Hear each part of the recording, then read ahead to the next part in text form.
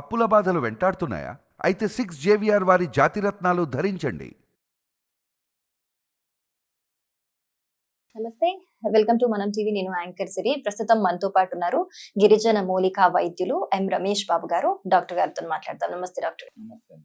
Sir, ఈ రోజుల్లో ఎక్కువగా ఈ లైఫ్ స్టైల్ చేంజెస్ వల్ల ఒకటి, ఇంతకు ముందు అంటే 7 కాగానే పడుకునేవాళ్ళు, తెల్లవారు 4ంటికే లేచేవాళ్ళు. కానీ ఇప్పుడు 4ంటికి పడుకుంటున్నారు, మధ్యాహ్నం లేస్తున్నారు. అసలు కంప్లీట్ టైమింగ్సే చేంజ్ అయిపోయాయి. సో అలాంటి వాళ్ళకి ఒకవేళ కరెక్ట్ సైకిల్ చేసుకుందామన్నా కూడా నిద్ర రాదు ఒక పట్టాన. ఇంకొంతమందికి స్ట్రెస్ వల్ల కావచ్చు, డిఫరెంట్ రీజన్స్ వల్ల కావచ్చు, గట్ హెల్త్ వల్ల కూడా కావచ్చు, వాళ్ళకి నిద్ర అనేది పట్టదు. నిద్ర ముంచుకొస్తున్నట్టు అనిపిస్తుంది, కానీ నిద్ర రాదు. సో దీనికి ఏమైనా మంచి చిట్కా ఉందా సార్? అందరికీ నమస్కారం అండి. నా పేరు రమేష్ బాబు. నిద్రలేమి సమస్య అనేది రావడానికి కారణం ఏమంటే, పూర్వం రోజులలో రాత్రి 8 అయితే పల్లెటూరులో పడుకునేవాళ్ళు. పూర్వం పల్లెలు ఎక్కువ ఉండేది కాబట్టి వ్యవసాయం చేసుకునేవాళ్ళు. చిన్న చిన్న పనులు ఏది చేసుకున్నా కానీ 8, 9 లాస్ట్ ఆ లోపు తిని పడుకొని ఉదయాన్నే 4, 5 లోపలే లేచేవాళ్ళు. లేచి పనులు చేసుకొని అది న్యాచురల్గా జరగాల్సింది. ఇప్పుడు ఏమైతుందంటే, మనం రాత్రి 12, 1 గంటకు ఆ టైంలో అంతవరకు మనము అంటే అప్పటికి ఇప్పటికి ఏమంటే ఇప్పుడు సంపాదన పెరిగిపోయింది. ఒకప్పుడు ఏమంటే ఒక లిమిట్గా ఉండేవాళ్ళు. సొంత ఇల్లు, పొలము, ఆ ఊర్లో ఏదో కొంత మనం ఉంటే చాలే అనుకుని సంతోషంగా ఉండేవాళ్ళు.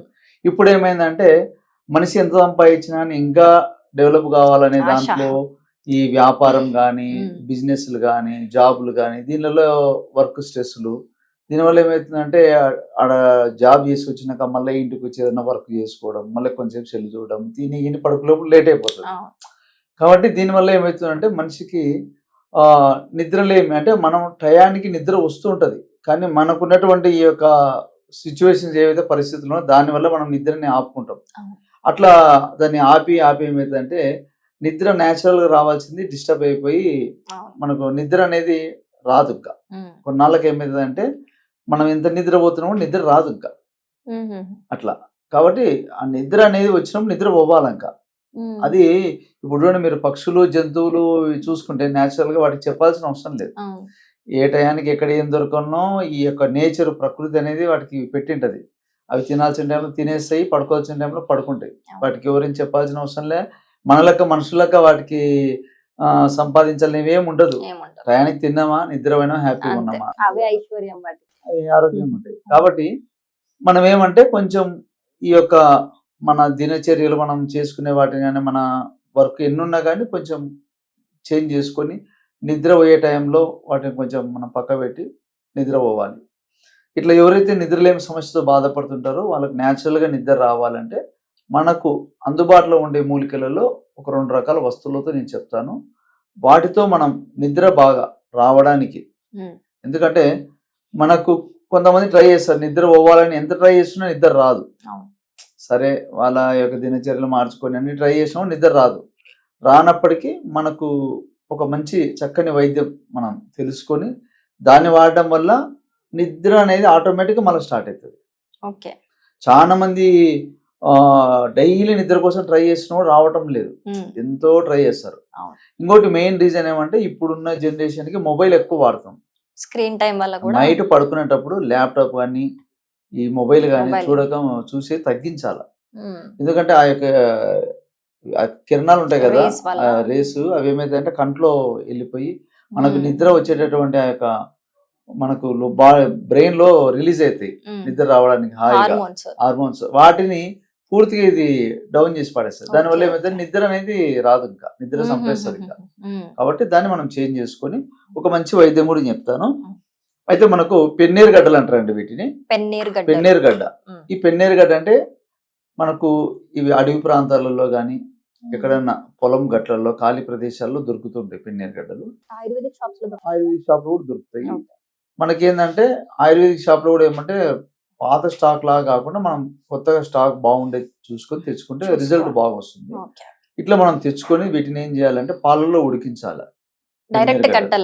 డైరెక్ట్ గడ్డలు తీసుకొచ్చి మనము ఆవు పాలు అయినా పర్లేదు, లేదు ఆవు పాలు మాకు దొరకదు అన్నప్పుడు బర్రె పాలైనా కానీ పాలలో గడ్డలు వేసి ఉడికించి దాన్ని బాగా ఆరబెట్టుకోవాలి. ఆరబెట్టుకుని అవి బాగా ఒట్టిగా డ్రై అయినాక పొడి చేసేసేయాలి. వీటి పొడి ఒక భాగం అయితే 2 భాగాలు కండ చక్కెర. కండ చక్కెర అంటే కలకండ అంటారు, మిశ్రి కలకండ అంటారు, కండ చక్కెర.